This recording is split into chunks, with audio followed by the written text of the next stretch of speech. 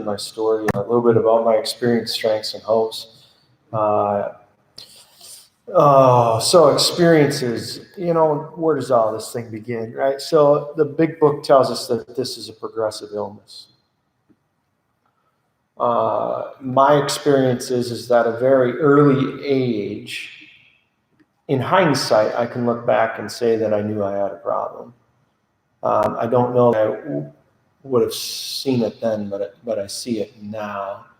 But at a very young age, 6th grade, maybe, sneaking into we had a friend whose dad didn't lock the liquor cabinet.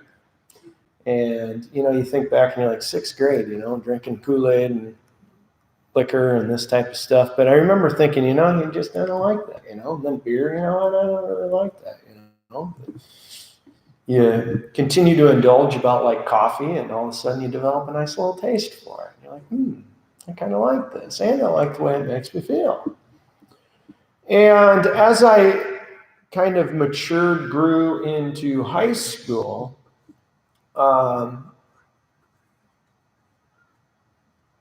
you have transitions in your life where you make decisions about friendship. And one of my favorite parts of the big book is the book about the ship's liner, that we're all on this big ship together. I was just sharing this at the beginning here with some friends, that this idea that we're all in this together.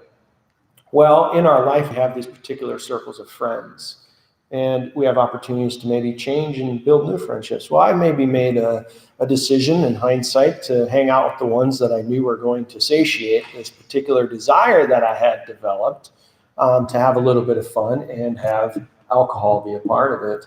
And so in high school, I really developed an ability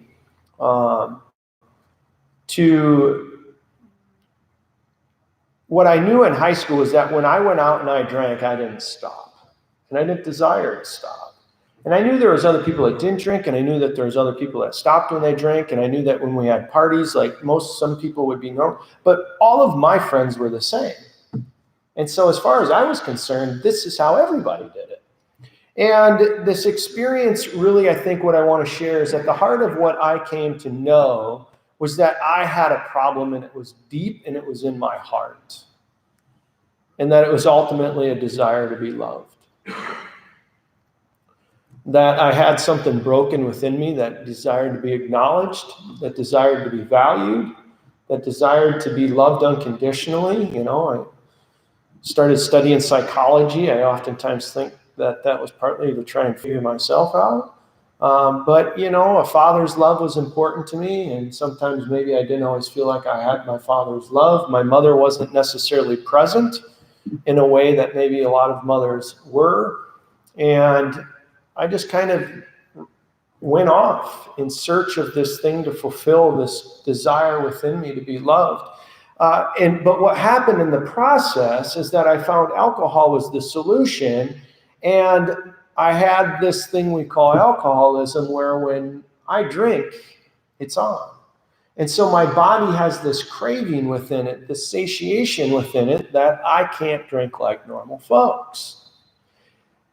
Over time, the progressive nature to that is that the mental obsession began to grow. And I actually would give talks and do other things, and I would use analogies and lessons and teach and do this stuff. And at the heart of a lot of what I was doing was I was simply communicating what was going on in my life. And I'd use this analogy of a snake, this parable, this Native American parable that a young Indian boy would go out on his vision quest. And he picks up this snake, and the snake conjures him in to taking him on his vision quest with him, and that the snake is his friend. And he talks the Indian boy into friendship. Eventually, one day, the boy wakes up and the snake bites him. And he says, what? He gets sad. And he says, well, now I'm going to die. I thought that you told me you were my friend. And now we're alone. We're out here in the wilderness, and I'm never going to complete my vision quest. I'm going to die here. And the snake looks at the little Indian boy and says, silly boy, didn't you know I was a snake? And I had talked alcohol into a friendship that I knew was going to get me. And it was just a matter of time. But the obsession was so strong that I began to daily drink. And I'm a workaholic too. And so I would work and drink at night. I'll qualify that. I'd come home and I'd work at home on thinking and writing and doing these other things, and I'd drink while I did. And soon you're drinking on Thursday night and Wednesday night and Monday night. And next thing you know, you're drinking every night for years. And the obsession. I'd get, all of a sudden you get done with work, and the first thing I'd do is go to the liquor store so that I could get my bottle on the way home. And then I'd have my beer at home, and, it's not just Bud Light, right? You got to have the good stuff, the strong volume. And then I'd hide all the bottles in the closet at home because, my wife can't know, and I know, but she can't know. So I'm developed in the big book, it says that the natural state was restless, irritable, and discontent. And I knew one way to solve that, and that was the first drink. Immediately. And it was done. Whatever the issues were, the problems were, the anxieties, the turning in my stomach, I knew immediately how to answer that. And I only knew one way, actually, to answer that, and that was with alcohol. And so at the end, but with the allergy, I couldn't stop. Once I started, it was game on. And I got to the point where I literally drank myself to sleep every single night. And I woke up with a hangover every single morning. And this would go on for days and months and, unfortunately, years. And I knew that I was in a spot where I couldn't move. I couldn't take another job. I didn't want to do anything because if I did, the whole thing could fall apart on me. So I stayed in this groove. But I remember going to the doctor one time, and the big book tells us a little bit about the doctor. And the doctor says to me, she says, for the first time, I admitted to another person that I thought I was an alcoholic and that I had a drinking problem. And for the first time, I actually told the doctor how much I drank. And my experience was that I never came close to telling the doctor actually how much I drank. So I told her, and she kind of, gives me one of these looks that says she's not in the club, that she doesn't really understand that. And I remember, all right. And so she says, and she starts, and I said, you're the first person that I've told. And at the end of the meeting, she said to me, she says, this is good. And she said, as I'm walking out the door, she kind of says, she said, when you go home tonight, I might encourage you to make your wife the second person that you tell. And I remember looking back at her thinking, she has no idea what in the hell I'm talking about. Because the last person I'm going to tell is my wife. And I remember thinking, she doesn't get it. She really has no idea what I'm dealing with. And so that was an experience which 2 months later would kind of build an awareness in my mind that I had something that I needed to deal with. I had the courage, the vulnerability to share it with somebody that I never had before. And then I went out on a Saturday morning across the street to the neighbors and managed to get drunk before noon. And the wheels fell off. And I just, in a complete giving up mode, just fell apart in front of my wife and said, I can't do this. I'm an alcoholic. And that moment changed the rest of my life. It was what I would call the moment of grace. It was a moment of divine intervention. It required something of me, though. It required something that I hadn't previously been willing to do. And I would eventually come to find out that that is a part of the steps. And so my experience as I sobered up, as I came to admit that I was powerless over alcohol, really my experience is a beauty of the first 3 steps and step 11. I might share with you just a bit about. The first step says we, not I. I am not in this alone, I found out.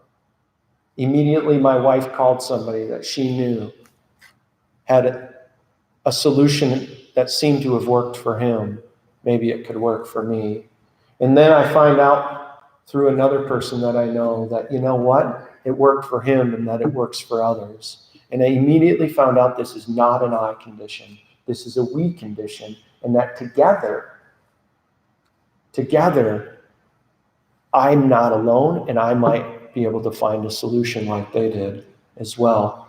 I knew I was powerless over alcohol. That was not my problem. But in the big book, it doesn't say we admitted we were powerless over alcohol and that our lives had become unmanageable. In the short version here in 59, it just has a dash.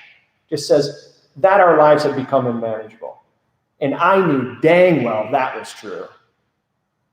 And I knew dang well that control was a key component to my issue. I wanted to control everything, and I couldn't. And so the idea that I was powerless over alcohol wasn't the insight. I knew that. What the insight that just brought me this amazing ability to say, yes, absolutely, I agree. This is me, was that my life was unmanageable. I didn't know that was my problem. I just thought I wasn't good enough. And if I'm not good enough, guess what? I'm screwed, because my problem is that I'm not valued and loved. And I was taking what I was doing as the means by which I was feeding the desire to be loved. So I was like a rat in a hamster wheel. Restless, irritable, and discontent, constantly going, to get the affirmation of others, to feed the hole in my heart, to be loved. And step 2, came to believe that a power greater than ourselves could restore us to sanity. My problem wasn't that I didn't believe in a God that could do this. I didn't know how God would do this. I was raised in a church. I had experienced similar types of transformational encounters, but I'd never been given a playbook. The Bible didn't work for me. I read the thing. It didn't do anything for me. Knowledge was not my problem. My problem was will. I couldn't do it, and I didn't know how my Creator could. Until, in friendship, the steps were made available. So the how of the restoration was the great insight that I discovered in step 2. And step 3 made a decision to turn our will over, to our lives over to the care of God as we understand Him. And that's kind of where it's like, that's it. But my problem is I'm terrible at that. Every day I come back to this thing, but it's connected to one. I wake up thinking I can manage this thing. I don't need to call my sponsor. I got this. I don't need to read the big book. I got this.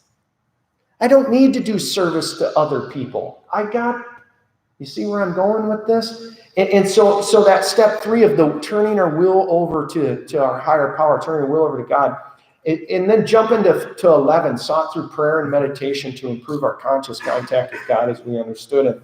And so where I found my strength is in my higher power's deep mercy for me. I encountered a civilization of love, and not love as an emotion, but love as an expression of mercy. I now know that I have a higher power, and I'm in a ship's liner with a whole bunch of people that understand and care. But ultimately, I know that I can be broken and worthless and a complete failure at everything I do. And I can walk in this door, and I've got a whole room of people that are going to still love me. They're still going to show me the mercy that comes with being somebody that's broken, because you too, or we, are broken. The friendship of the ship's liner. I saw somebody when I walked in, and I thought, this is the strength of the program. You go into another cabin, you peek in the door, you look in, and you see somebody that you knew, and you're like, hey, you're in the ship too.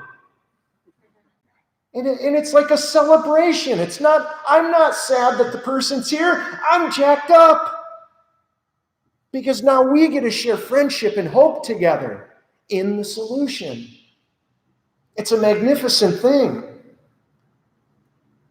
And then finally, the discernment and sensibility that I've developed through the program to understand my condition and to be more sensitive to the knots.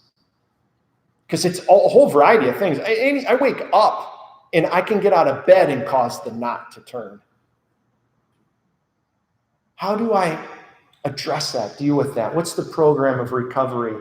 How do I address failure? How do I address with work? How do I address the madness, the rat? I have found a deeper ability to be sensitive, to discern the natural state of restless, irritable, and discontent. And then how is it that I can get to that fourth dimension? I love the fourth dimension. This stuff's real. I mean, that fourth dimension is just magic. And to know that I'm not always there, but that I can live in a way where I'm free no matter what the circumstances and fate are around me, that the fourth dimension is a place that my Creator desires me to be and loves me so much that oftentimes I actually enter into it. And it's like, wow, it's like a hot knife through butter. It's like, wow, this stuff's fantastic.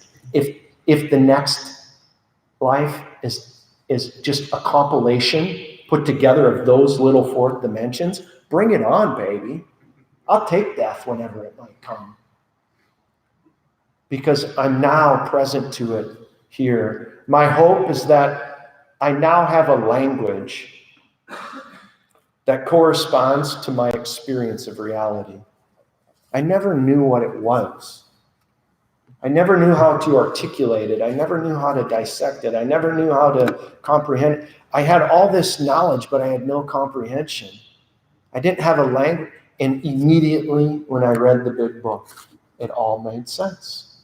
It put language to my story. It put language to my experiences. And it definitely has given me a new hope. Viktor Frankl, in his book, Man's Search for Meaning, tells a story about a lady in a concentration camp in Auschwitz. And she says, as she's dying of starvation, she's laying on her deathbed in camp, and she's staring out this window, and she knows that death is imminent. And she says that she's grateful to have been in the camp. An outsider stops and says, how can you be grateful for the Holocaust? And she says, because before I was selfish. And I didn't take spiritual realities seriously. AA has taught me to reprioritize my life, to be more selfless in service of others. And definitely the key is staying spiritually fit and being attentive to my spiritual condition. And I'm grateful that you're here tonight because you allow me to continue to practice that spiritual condition and to serve you. So I appreciate you allowing me to come speak tonight. Blessings.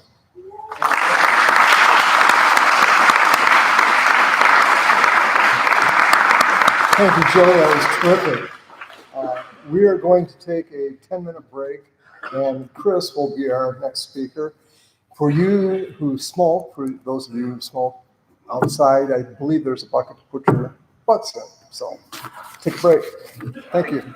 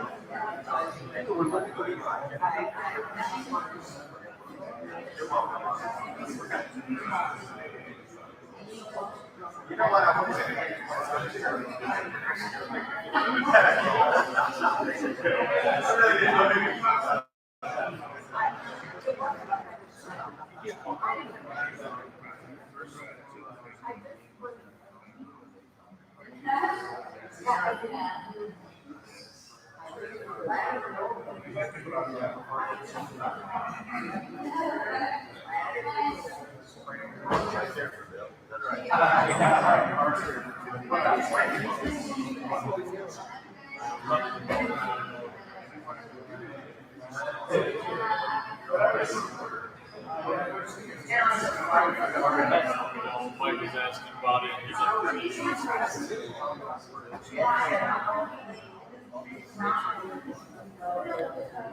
Get those to Barbie.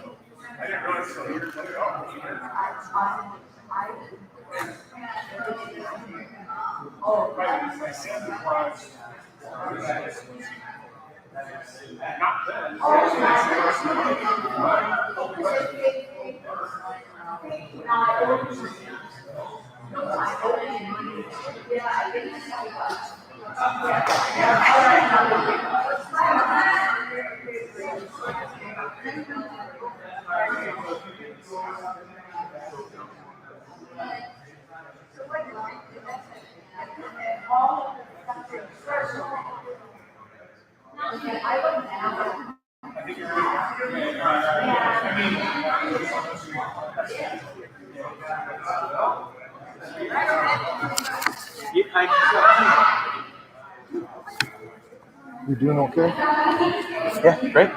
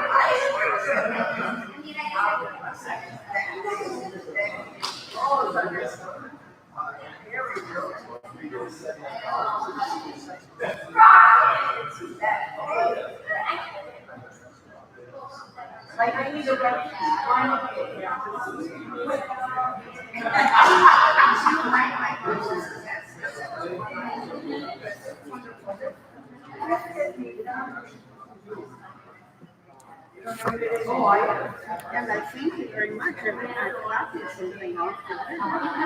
Yeah, so this is the whole package. So this is what we put on the website. So if you go to the website, you can find all this stuff, but it's not together. So this is all of it. Yep. These are really good. Yeah, well, that's what I just don't sit down and read it with them, but you can read it together without seeing it. Right. Anyway, so it goes through. It's pretty fast. Okay. Well, thank you so much.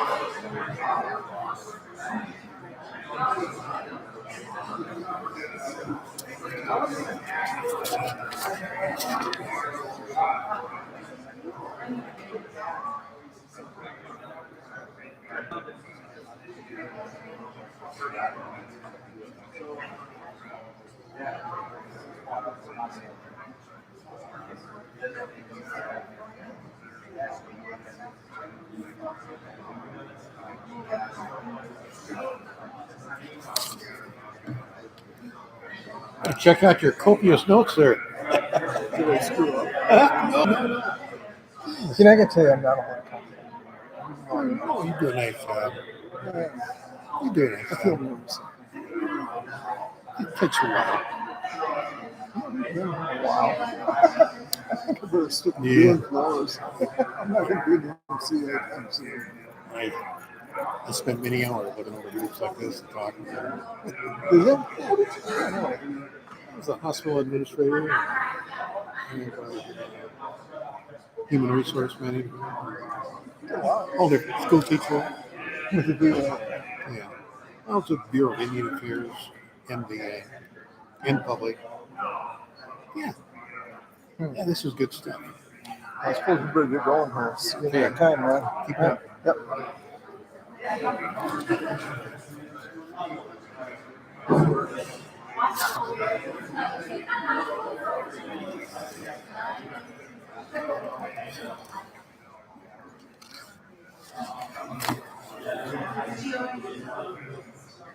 Hey.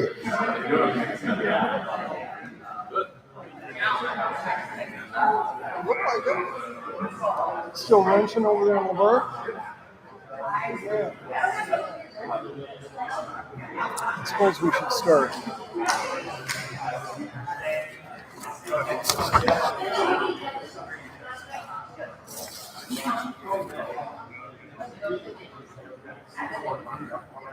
Good evening again, everyone. If you would let us start the second half of our meeting.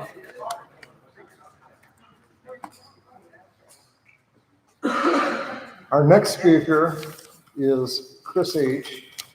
And I would ask you to welcome him now. Thank you, Chris.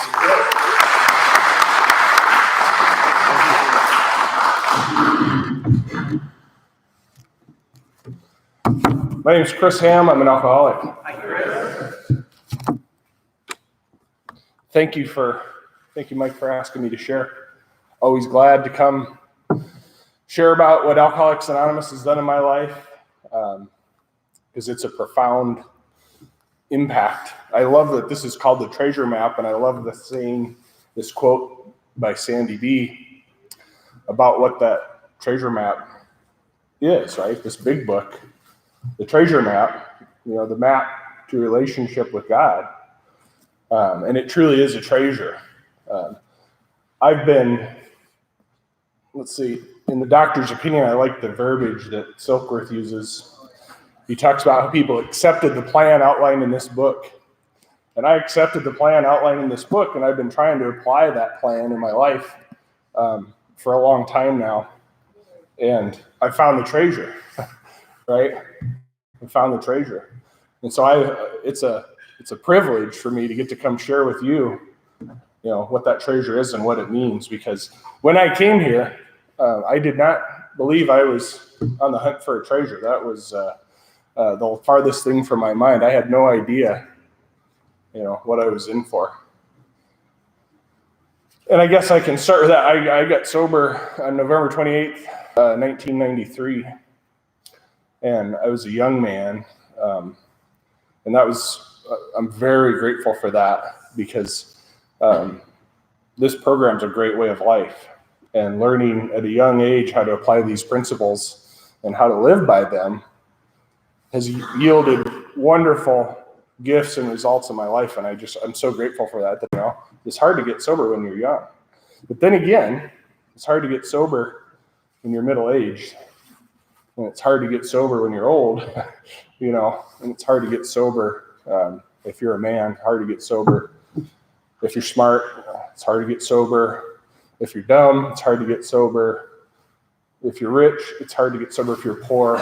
It's hard to get sober if you're a woman. It's hard to, sobriety's, it's tough, right? And for those of you who are new, and maybe if you're not so new, there's a couple of thoughts, and they cross my mind frequently, and they're powerful.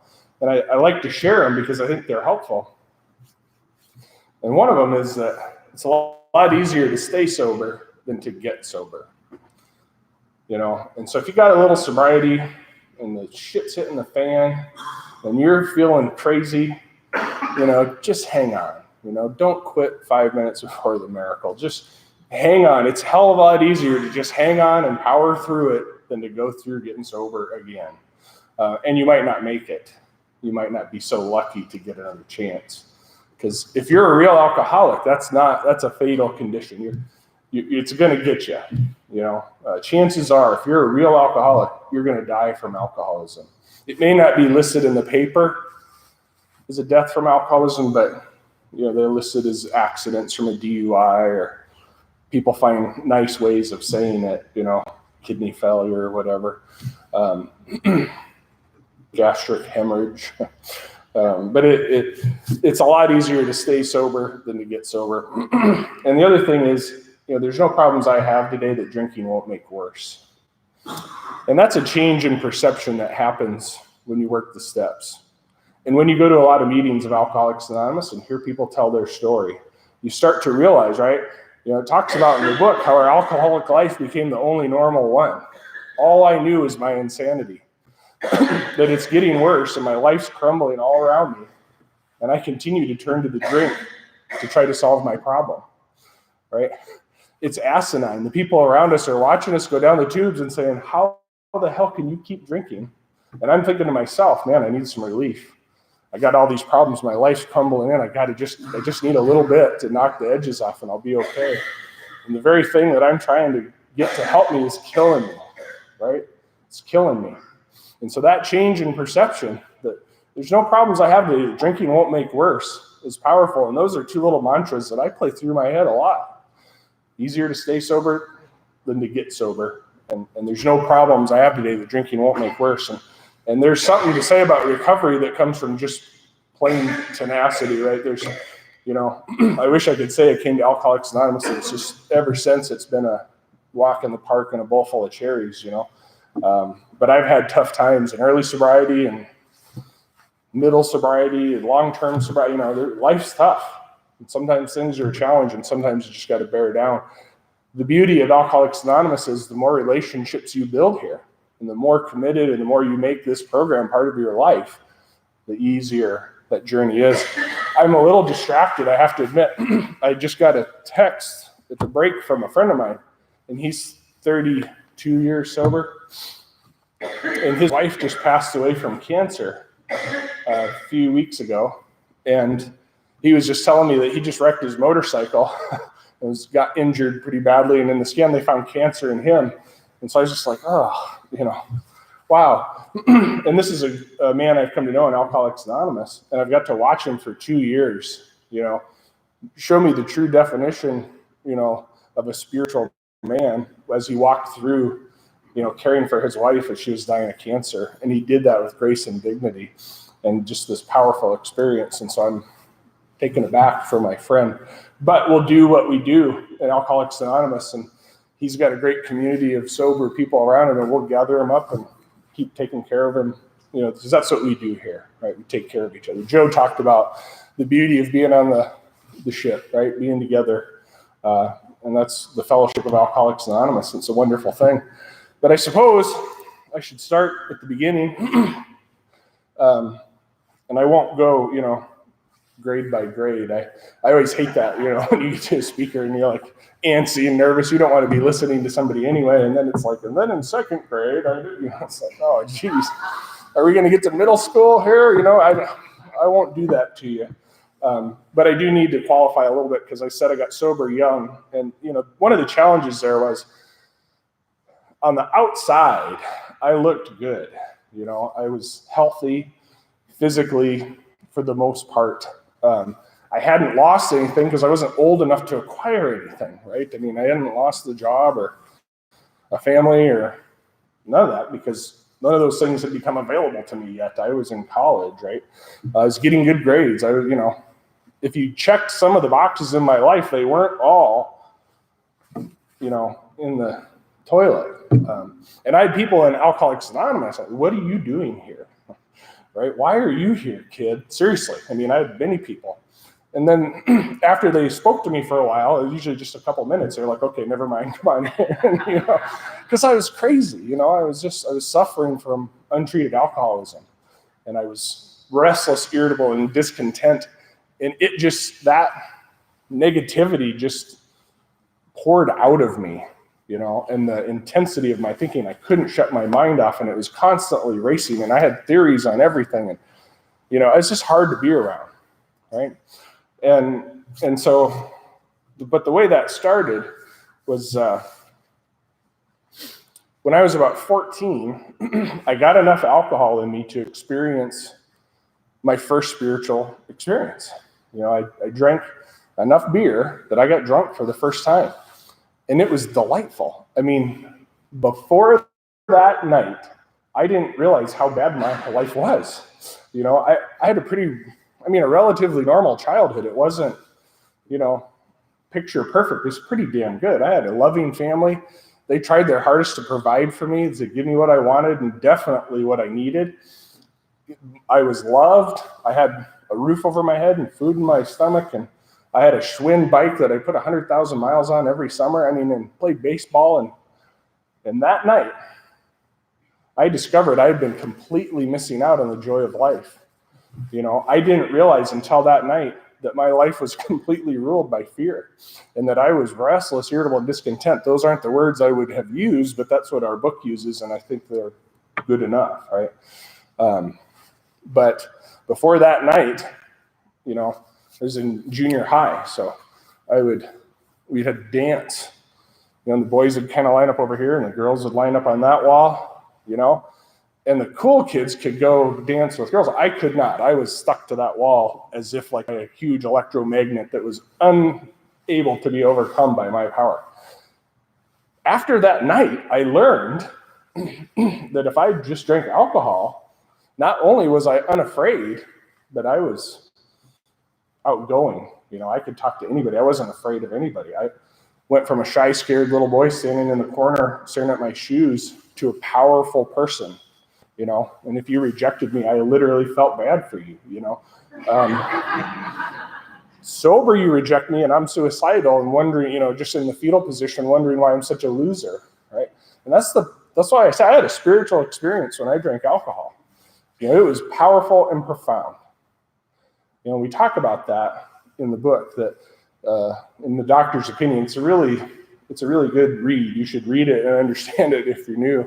But we talk about that, restless, irritable, and discontent, and then we get a sense of ease and comfort, which comes at once. You know, and that's what I got, that sense of ease and comfort. And I got sick that night. I also started an interesting habit, which was good for me. It was bad for the people around me. The people I was with all got in trouble, and somehow I ducked out just before the trouble hit. And that was a pattern that would follow me through my drinking. I would kind of go get everything shaking and rocking and rolling, and then I'd kind of slide out the back door as the police were rolling up. So I never got in trouble or had, you know, I caused a lot of it, but I was, you know, fortunate not to have the consequences of that. But that night I got sick. Oh man, I'm, you know, laying down, the room spinning, you put your foot down trying to make it stop, and it's like for a brief second I thought I'm not going to do that again. But it's like, oh no, I'm going to be doing that again. And you know, and I knew from then on I'd be drinking as much as I could, as often as I could, because why would I go without that feeling, right? And I really have to admit, you know, I didn't realize how uncomfortable I was until I experienced comfort for the first time. And so I chased that as fast and hard as I could. And I was not one that, you know, I don't know why some people get sober when they're 19 and some people don't get sober till later. I do know for me, I did not like kind of wade into the pool of Alcoholics Anonymous or of alcoholism. I cannonballed off into the deep end, and I started to drink like a savage from the beginning. I just drank. I did not stop drinking until I passed out, ran out, or just physically couldn't move my arm to do this. Once I started, that was it. I would just drink insane. I mean, a few weeks after that first drink, I drank I don't know how much, close to a half a liter of Southern Comfort in about 25 minutes, right? Because when I started, I mean, I hit it hard. And I don't know how I didn't die that night. I was very lucky. And I won't go into it because, you know, I think everybody has a Southern Comfort story. At least many people do. And if you do, I can kind of tell because people are like, ugh. And, I didn't drink Southern Comfort. I learned that night, don't drink Southern Comfort. But I mean, that was very early in my drinking career, as a, shoot, I probably weighed 100 pounds, and I'm drinking that much alcohol in that short a time. And that's just how I did it. In fact, in college, one of my buddies was he liked to drink grain. Let's go get some grain, Everclear. And I was like, no way. I wouldn't touch it because I knew how I drank, and I was afraid I'd die. And I probably was right. And so drinking that way, did a couple things. One, it brought about that ease and comfort, and it gave me what I was looking for. But as most of you know, you drink that much and you're going to have problems, right? Things are not going to go right. And when I drink, I have to tell you, it's sort of like when I speak in AA. You're not quite sure where we're going to end up, right? I'm going to know everything when we're done, but you may have some loose ends that you need tied up. So afterwards, feel free to, because I get down a path and kind of forget where I was going and jump off into something else. But when I drink, I don't know what's going to happen. I cannot tell you who's going to show up. And I can tell you I can't control how much I drink, right? And that's about it. There were times, a handful, literally, that I didn't finish the deal, where I didn't get completely hammered. And those are the times where I had to be on best behavior because it was proving to everybody that I was okay. I was proving to everybody that, I got this under control. Don't worry. I know I looked like I was out of control, but now I'm back in control. So just having one, I'm the driver tonight. And so I would have my few drinks, and then I would become just insanely uncomfortable. When I start to drink and don't finish the deal, I would just get angry. And I remember my friend saying, "What's wrong with you?" And I didn't know. I had no idea. All I knew is I wanted another drink. It wasn't until I got to Alcoholics Anonymous and again read that doctor's opinion, had somebody explain to me this concept of craving, right? This physical allergy I have to alcohol. But once I start to drink, my body physically craves more. That was one of the beauties of the doctor's opinion. In the time it was written, in the early, 20th century, 1930s, these were novel ideas because at that point, people still thought that alcoholism was a problem of mental control, or that it was a moral issue. If you drink too much, you're morally inept. And Silkworth, said, no, it's not. It's not only that. Definitely, that's probably part of the equation. But these alcoholics have this physical reaction to alcohol that doesn't happen in non-alcoholics. And if you're new, it's really important to understand that. If you're a real alcoholic, it's not we're not talking about willpower. We're not talking about, we're talking about a physical craving that manifests itself in your body. And today there's doctors that can explain the physiology of it. I've heard it explained, but I don't care. And you don't, but just know that it's a medical fact. I'm not, my body processes alcohol different than the body of a non-alcoholic. That's how I could drink so much and not die. And I'm not, I drank, and I'm sure many of you know that. You've experienced the same thing. If you're a real alcoholic, you experience that drunkenness. So, I had this physical craving. Once I start to drink, I can't stop. And then bad stuff happens, and I had some bad consequences. Nothing, I wish I had a fun story to tell you about what a degenerate I was. And, I really don't. I never got arrested. I never had a DUI. I never had any very specific consequences for my drinking other than I wrecked a vehicle. And I drove I had a little Chevy Love pickup. And we were out in a bonfire. I was going to college in Bozeman, Montana. And we were up in a logging trail out in the middle of the woods and had a bonfire. And I got lit up and I drove through the bonfire. I'm not sure what that was about, but it seemed like the thing to do at the time. That was just how I operated. Things were going to happen. And so I fortunately got through that without, exploding my vehicle or anything. And then, my friends were trying to get the keys, and of course, that's not going to happen. I can guarantee that. And so I take off down this, it's a logging trail. That's the appropriate terminology, on the side of a mountain in the middle of winter, at 40 miles an hour. And it's very fortunate that I'm here tonight, because I went off the road and there's 2 trees on the side of this hill for a mile, and somehow I hit those trees and it's kept me from rolling down into a river. And I didn't see that night. It was the next morning. We go out to fish my truck out of the ditch, and it's like, ooh. And that terrified me. And before that, though, I was ready, right? Before that, I knew I needed to stop drinking, and I was trying. I'd told myself 100 times I'm not going to do this anymore. I told my friends 75 times. I quit telling them because, pretty soon, after 75, they don't believe you. So. But I still was telling myself, I'm not going to do this anymore. This time I really mean it. I mean, this time I really double dog mean it, right? I'm not going to drink anymore. And I meant it. I meant it. I really did mean it. I'm not going to drink anymore. But I always drank again. Right? And that night was one of those nights. I had stopped. Probably that morning. In the book, it talks about how, we can't bring into our memory with sufficient force the suffering and humiliation of a week or a month ago. I couldn't do it for like this morning, right? I would make that promise when I came to somewhere around the afternoon, I was like, I'm not going to do that anymore. And by that evening, I'd be drinking again. And then I'd go, what the heck happened? And I meant it. Like I didn't, the time between me quitting forever and me picking up a drink, I just faded out. And I wasn't there when that decision was made to start drinking. I just started drinking again. And I would always catch myself. I'd use the restroom. I have to wash my hands. And I'd look up in the mirror and it's like, oh man, I did it again. What happened? And that's terrifying. And that starts to happen. When you're trying with all of your will to not do something, and then you do it without consciously choosing to do it. And there were times where it's like, oh, I can see a drink on the horizon. It's getting bigger. It's coming at me. Okay, fine, I'll take it. There were times where it was premeditated and I thought about it.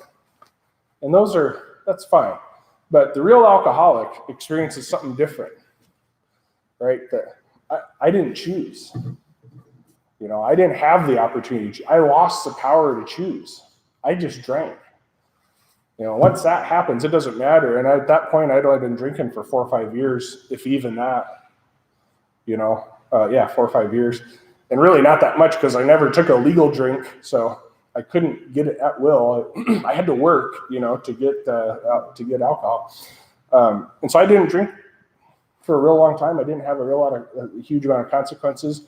But when I drank, those things happened. I couldn't control how much I drank. And when I quit, I couldn't stay quit. And in the chapter, more about alcoholism, that's the definition of alcoholism, right? When you want to stop and you can't control how much you drink, you're probably an alcoholic. And those things were true for me. And so it doesn't matter if you drank for 100 years or 2 months, and it doesn't matter if you drank every day or once a month. It doesn't matter if you went to the bar and partied hard and made a fool of yourself, or if you sat at home in your closet and drank wine. And, there's all different ways we go about manifesting these symptoms. And so I want to be sure to express that sometimes, we share our stories and people get the wrong idea. Well, I didn't do that. Well, it doesn't matter. But that event, wrecking that car, and that really just brought kind of the full force of the insanity I'd been living in down upon me. And for a brief moment, I just couldn't run anymore. Immediately that morning, my mind started to race to figure out how I was going to explain this. Because I always had an answer. Whose fault it was, why it happened, how it wasn't me, it's really them. And I could sell that to most people. I mean, I was good at it. I'm good at making excuses and ducking and dodging. And I started that morning to make the list. Here's why, here's how, here's who it was, here's whose fault it was. And something in me just said, stop. This is you. I had lost by that point any character that I had ever once had or hoped to have. I'd lost all of my self-respect, any dignity. I was living in a dorm. on campus, and I'm so grateful that I got sober before the internet. I'm so grateful I got sober before cell phones and cameras and YouTube, because I would have been a star. I mean, because I did the last parts of my drinking. I lived on the 9th floor of a dormitory with hundreds of people in it, and it was, when I got drunk, I went places and did things, and sometimes I had clothes and sometimes I didn't, and I was humiliated and I was ashamed, and I'd have hated being me. I just couldn't stand being me, and that's why I drank. Right, drinking helped me be okay with me, but I could see that that's killing me. Right, I can't, and so I hit the jumping off place our book talks about. I couldn't imagine life with alcohol or without it. Right, what do you do? I mean, we're a baffled lot, and I was a baffled lot. I don't know what to do. Drinking's not satisfactory, and sobriety is absolutely unacceptable, because at that point, my perception of sobriety was a long gray tunnel. I'll get a job somewhere, and then the rest of my life, I'll just come home and watch TV, I guess. And I was 19, so that's not a great outlook for a young man. It's like, and I thought, sobriety was a punishment, because how are you going to ever experience no fear? How am I going to interact with other humans? How am I going to make friends? How am I going to have fun? How am I going to do anything? And so there I was. And I have to share another thing, and I've shared this a lot over the years, and it's helped some people, especially people getting into recovery who have kids. Is my mom got sober when I was 5. And so I grew up, for the most part, in a sober home. And my mom lived the 12 steps in her life, and she was a member of Alcoholics Anonymous. And we hung out with AA people from time to time. And so I got to experience the life of recovery in the fellowship of Alcoholics Anonymous. We'd listen to speaker tapes. And I also got educated into what alcoholism was, because genetically, statistically, the chances are high, if you're an alcoholic, that somewhere down the line, you're going to pass that on. And so my mom shared with me what that was. And so before I started drinking, I knew there was a risk. And immediately after starting, my mom and myself knew that I had it. And it's like, okay, this isn't normal, And she did a great job of kind of coaching me through that without being too codependent. And but that's such a powerful part of my story, because her living example of this program, when I hit that point of the jumping off place, the can't live with it, can't live without it, I was like, oh, okay, I guess I'll just go to AA now and get the good life. I mean, that's really kind of how I thought. I showed up to AA. It's like, okay, here I am. I'm ready to do what my mom did.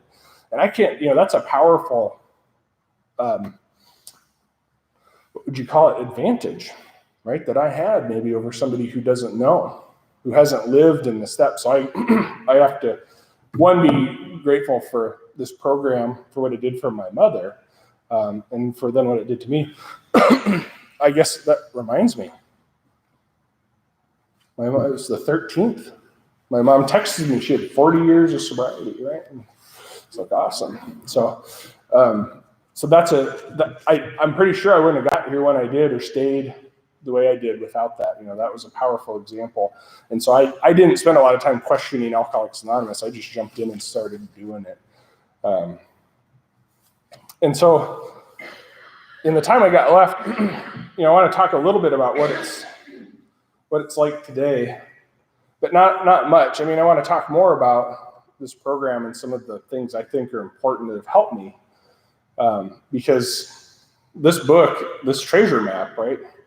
There's a lot of good stuff in here. And before I get into talking about some of that, there's one thing I think is really important. Something happens to people who stay sober that I've just observed over the years. Somewhere along the way, we stop deciding if we're going to AA, right? And we're just going. I can't tell you when that happened. It was sometime before I got to 5 years sober. I was no longer choosing whether or not I was going, should I go to AA tonight? I just go. My home group now is the Wednesday night men's group here in town at 6:30. And I'm busy. I got a wife and 3 kids, and they're all in traveling sports. And I have a very busy job, and my schedule's packed from end to end. And in the summertime, when we're traveling all over creation for baseball and softball tournaments, and we got practice and literally triple booked 3 or 4 nights a week, Wednesday night, the C's part, everybody knows I'm not available. And we don't even talk about it. My kids don't talk about it. Everybody just starts figuring out what we need to do to get things done without me between 6 and 7:30. Because I'm going to be there. You can set your watch by it. I missed a couple weeks ago as a bad cold. But that's it. I mean, I'm going. I don't decide on Wednesday if I'm going to be there or not. And if you're new, I think there's real power to that. That's why we encourage you to get a home group and get some commitments there, right? Where you're expected to be there and participate and help out. It's one of the most important things you can do for your sobriety. When I was new, I had a commitment to make coffee. I had the key. And I was 2 years sober. I was ready to quit. I was done with AA. I was done with all of you. It was stupid. It was ridiculous. I was having a bad time.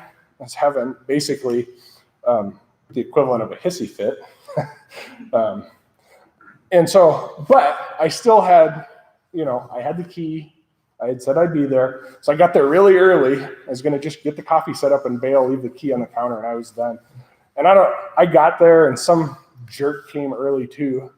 One of my buddies comes in, he starts talking to me, and 2.5 minutes later, we're laughing and having a good time. I can't remember what it was that had me so upset, but I'm not kidding. I mean, it's a turning point. I wouldn't have been here, but I had that commitment, and I don't say that to be dramatic or to, this is a real true story. That I wouldn't be here if I didn't have that commitment. So, if you're new, get yourself a home group, grab that meeting list. Unless, I don't know. When I was new, my time was pretty open because I pretty much ruined everything around me. And so it was just kind of me and my television. That was about it. And so I went to a lot of meetings, right? My sponsor grabbed a meeting list. I think I might have that. But he circled all these meetings like, here you go. And that's it. I started to go to those meetings. And after a couple months, it just became a habit. And I wasn't thinking about it anymore. It's like, oh, Monday I got to go here. Tuesday I'm there. Wednesday we're over here. Oh yeah. And I just started kind of getting in the momentum of participating in Alcoholics Anonymous, and that saved my life. I think that's one of the most powerful things you can do. If you have to decide every day, if I have to decide, I'm not going to go because I'm tired. I had a bad day. Poor little Chris had a bad day. It's like, tough crap. Go to the meeting. Or I had a really good day. Right? Go to the meeting. And so I think that's, if you're new, it's one of those tactical, strategies you can put in place to be like, here, you'll set yourself up for a lot of good if you can just stop deciding, make the decision tonight that you're just going to go. And then just go, just do it. Don't think about it, just go. But there's a couple, I always like to read the promises here, and I'm not going to read the promises you think I'm going to read, because I get frustrated with that. We have the promises, and maybe I'll read those so you know which ones I'm talking about if you don't know. We have the 9th step promises. We read those at a lot of meetings, and they're great. I don't want to deprecate them, but there's better promises. There's better promises than those 9th step promises. I'll start with the 10th step promises. Good Lord, this is terrible. Sorry. This is new. It says, we've ceased fighting anything or anyone, even alcohol. For by this time, sanity will have returned. So we talk about sanity, in the 2nd step, we talk about sanity, right? Came to believe the power greater than ourselves could restore us to sanity.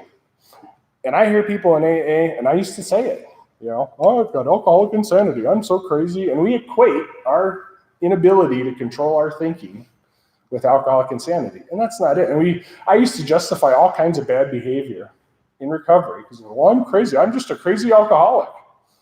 If you say so, right? If you say so, then you are, right? If you don't want to be, you don't have to. right? You don't have to be crazy just because you're an alcoholic. You don't have to be a mental nut job just because you're an alcoholic, right? You don't have to be emotionally unstable just because you're an alcoholic. You can choose to be if you want. That's not the insanity we're talking about, right? That's not, it said we cease fighting anything or anyone, even alcohol. For by this time, sanity will have returned. And what are we talking about with sanity? We're talking about returning to that drink after promising with every fiber of your being you're not going to drink again. And it says, whatever the precise definition of the word may be, we call this plain insanity. How can such a lack of proportion of the ability to think straight be called anything else? That's the insanity we're talking about, is how the hell come I keep going back to the alcohol when I know I'm just going to get completely tore up and create more mess for myself? Why do I keep doing it? I don't know, right? I don't know. I watch other people do it. God bless the loved ones of alcoholics who have to sit ringside and watch us do this, because it looks so deliberate, right? It's like, how can that not be? I'm really trying to live a good life. I'm trying to get it together. I don't mean to keep ruining everything, but I keep turning back to that drink. And what are you doing? What are you thinking? How come you keep drinking? Stop it. I have a physical allergy that once I start to drink, I can't stop. Well, then that's a simple solution. There's a one-step program for that. Quit, right? I mean, if every time you drink, you get crazy and sick and do all kinds of dumb crap, well, then stop it. Just stop it. That's all you got to do. And I tried that solution. It didn't work. I always tell the stories, like my grandmother was allergic to shellfish. She never had shellfish like stuck in her glove box or in the bedstand, She just stayed away from it. I have this allergy to alcohol, and that's the insanity. I can't stay away.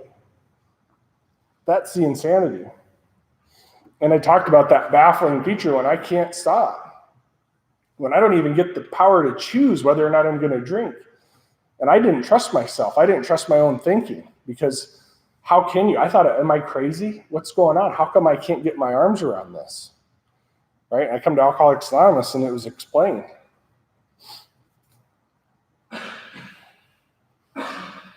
We'll seldom be interested in liquor. If tempted to recoil from it as from a hot flame. We react sanely and normally. We'll find this has happened automatically. We'll see that our new attitude toward liquor has been given us without any thought or effort on our part. Except there's a caveat here. This is in the 10th step, right? After assuming we've done the first 9 steps, right? So if you do those first 9 steps, this is what you can expect. So there's a little thought or effort on your part, maybe, But the point is, I'm not trying to not drink. I'm just trying to go to AA and do these steps. And that not drinking thing just kind of came about, right? That is the miracle of it. We are not fighting it. Neither are we avoiding temptation. So I'm not hiding out. I'm not trying to avoid it. I'm not staying away from it. I'm not fighting. I'm not white knuckling it. I'm not sitting there going, I'm not going to drink. It's not a problem. We feel as though we've been placed in a position of neutrality, safe and protected. We've not even sworn off. Instead, the problem has been removed. It does not exist for us. We are neither cocky nor are we afraid. That's our experience. That's how we react so long as we keep in fit spiritual condition. That, to me, is the best promise in all of our literature. I wish we talked about it a little bit more in that context, because all the time you hear people say it. How come I can't stay sober? I want to stay sober. Why can't I stop? It's like, do these steps and you got this promise. That insanity will go away. It'll be removed. I remember pretty close to when this happened to me. I'd done a 5th step, and at the time of my 5th step, I didn't have like a white light experience, but a couple days later, I was at work, and I was walking, and I was half skipping. It's like, yeah, all right. And then I just stopped. It's like, I'm not this happy, right? It's like, what's going on? And then it dawned on me, I'm sober, and I couldn't remember the last time I wanted to drink, right? Somewhere in my effort in that first 6-8 months doing those steps, somewhere in there, it just went away. The problem was removed. It was gone. And that's the power of these steps. That's the power. That's the treasure map, right? Following the map. That's the treasure we find. The first one The first one's recovery, sobriety. But the key is to stick around. Do we stop like now, 5 minutes early, or What's that? do you quit now? No, you got 5.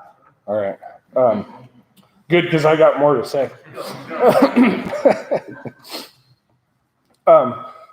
That first gift is sobriety, and the second gift, if you stick around, is peace, right? You'll get true peace in your heart. And the beauty of this program, the thing that I love about it is that my life keeps getting better. It's not like I got sober and I hit this point and now everything's just okay. If I keep coming and keep just following the same path, and there's no advanced class, I just keep doing this stuff, it keeps getting better, And there's some hard times in there. There's some really hard times. At 10 years sober, I was on the verge of, it was crazy, But at 10 years sober, I learned I got to find a God, right? One of the things that kills more old timers than anything, is they get into the action of Alcoholics Anonymous and they don't grow that spiritual life. And I did not grow that relationship with God. And at 10 years sober, and then again at 15, it almost got me. And I had to start looking at this question of faith and God. And thank God I did. And where did I turn? Back to the treasure map. And we just talked about steps 10, 11, and 12. And people say they're the maintenance steps. And I'm okay with that. But that's not a fully accurate statement. They will help you maintain. But steps 10, 11, and 12 are the growth steps. Doing the first 9 steps got me current and got me clean and got me in a position where I could start to have a relationship with a power greater than myself. It's steps 10, 11, and 12 that actually bring true change to who I am. It changes the way I am. My character defects start to get removed, right? I become a different person and a better person. I still got a lot of bad, so don't worry about that. I got a lot of character defects I wish would go away. But I'm so much better than I've ever been, and I keep getting better, right? Get better every day in every way, right? That was one of my buddies used to make his new guys stand out in front of the meeting and introduce. He would have to tell everybody, I'm Jimmy, I'm getting better every day in every way. It's kind of a punishment for him, but I say it like it's true for me today. It's like, yeah, I'm getting better every day in every way. The last thing I wanted to say was,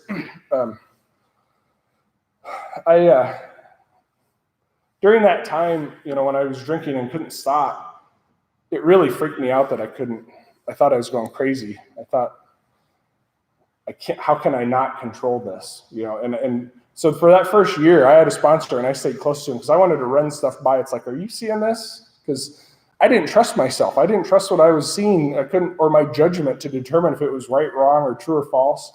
I was like, I'm not quite sure. This looks this way. What do you think? And he'd be like, ha, ha, ha. And then I knew that I was wrong. And this goes back to that statement about that alcoholic insanity. But in step 11, it says,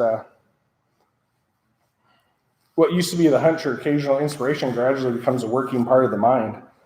Being still inexperienced and having just made conscious contact with God, it's not probable we are going to be inspired at all times. You might pay for this presumption in all sorts of absurd actions and ideas. So as we're trying to live in this spiritual world, we might honk it up now and then, and I do from time to time and have. But the good news is that's okay. You're going to mess it up, that's fine. It says, nevertheless, we find that our thinking will, as time passes, be more and more on the plane of inspiration. We come to rely on it. Second promise, right? To me, that's more powerful than the 9th step promises, right? The first one says, there's an answer for this insanity of alcohol. I don't have to drink anymore, right? And the second one is I can start to trust my thinking, right? That means I have the chance, when I can trust my thinking, when I can control my thinking, then I got some control over my emotions. Then I have the ability to go out and have a successful career, have successful relationships with other human beings, be a responsible father. Those are the things I've got as a result of Alcoholics Anonymous. I have a beautiful family. My oldest daughter was 11. I was 11 years sober when she was born. My kids have grown up in a home with peace, and I still kick the dog and I still yell at them. I'm not a saint, don't get me wrong, but we have peace in our home and laughter, and I get to have a career that I just love. It's hard as hell and it kicks my butt, but I love it, and it's something that I've got to build over 20 plus years, right, of just showing up. What I learned in Alcoholics Anonymous in the treasure map, just keep showing up, keep trying, and all of a sudden I get this this wonderful career. And so, and I get to be part of Alcoholics Anonymous, and I get to sponsor people, and I love that. And I have, friends all over the country, and my life is totally full today, and it's getting fuller all the time. And that's the result. That's what it's like now from doing these steps and following the map, right? That's all I got.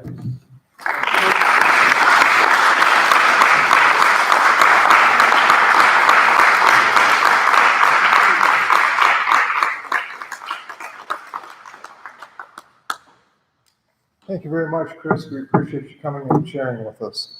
I'd also ask if you would, Joe and Chris, come up to the front at the conclusion of the meeting, and we can express our gratitude to you for coming here tonight. And with that, shall we conclude the meeting with the Lord's Prayer?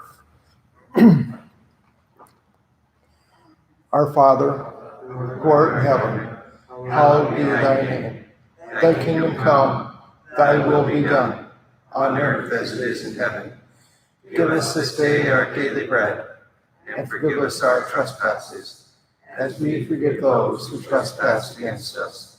And lead us not into temptation, but deliver us from evil. For thine is the kingdom, and the power, and the glory, forever and ever. Amen. Keep coming back to works. Thanks, everybody.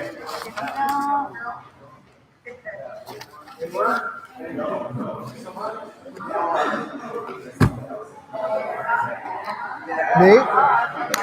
Oh, so you're a photographer, huh? Yeah.